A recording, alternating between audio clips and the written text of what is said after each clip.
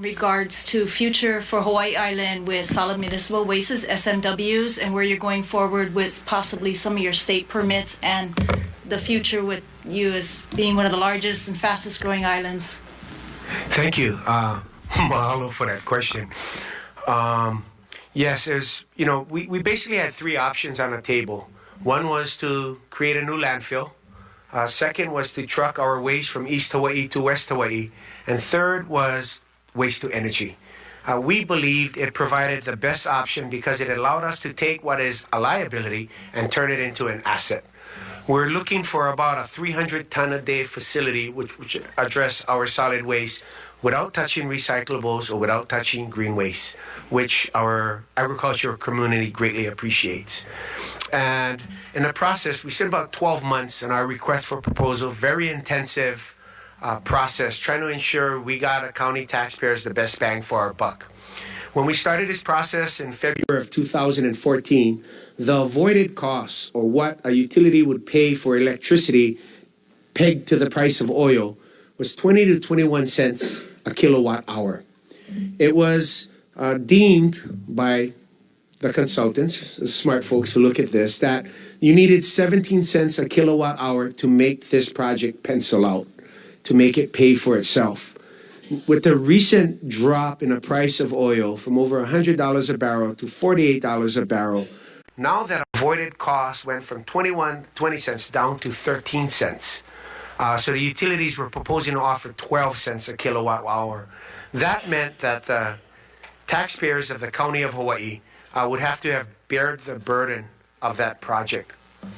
There was a lot of concern, environmental concerns and otherwise, but we reminded folks that 300 tons a day is 1/10 of H-Power. H-Power was previously 2,100 tons a day. With the third boiler, went up to 3,000 tons a day potential. So we felt that it was a smaller scaled waste-to-energy facility. But based on factors, of course, now HEI in a pending sale to Nextera, of course, in a process of regulatory approval through the PUC, there was so much unpredictability and uncertainty that we couldn't in good faith proceed with that RFP.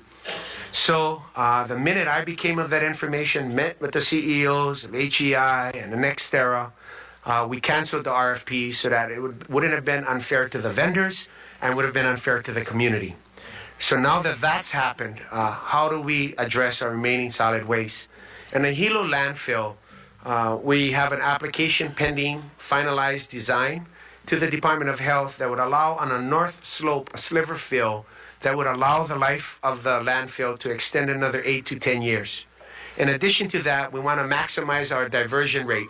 We went from 29% to 37% in the last 6 years of diversion of recyclables. We feel if we intensify and double down on recycling, if we take green waste and maximize other waste streams to create high-level compost, high-value compost, because when you talk to the farmers, when the price of oil goes up, they ship in their fertilizers and pesticide, ship out their commodities, they get wiped out in the process. So if we can create good compost on island, it'd go a long way to supporting our agricultural community. So that's where we're at in terms of post-cancellation of the RFP for our waste-to-energy project. You understood all of that? Thanks, Malo. With all that said, what is the life expectancy on the Kona side? And what are your future plans since Hilo will only go up for another 10 years? Kona's life expectancy is another 40 plus years. The county council a few years ago passed an ordinance prohibiting waste from going from East Hawaii to West Hawaii. So that option wasn't on the table, but that's for our legislative body at the municipal level to decide.